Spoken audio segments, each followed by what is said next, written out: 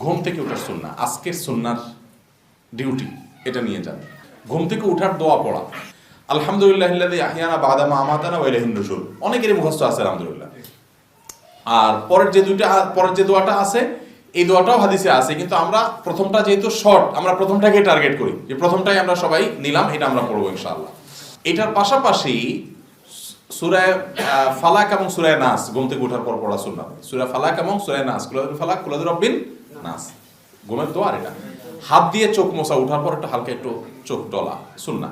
আকাশের দিকে তাকানো, এখন তো আকাশ নাই, শহরে তো আমরা আকাশ পাই না, হ্যাঁ, তো যদি সুযোগ থাকে আকাশের দিকে তাকানো, তাকায়া সূরা আলে ইমরানের শেষ 10টা আয়াত পাঠ করা, এটা নির্দেশ আছে।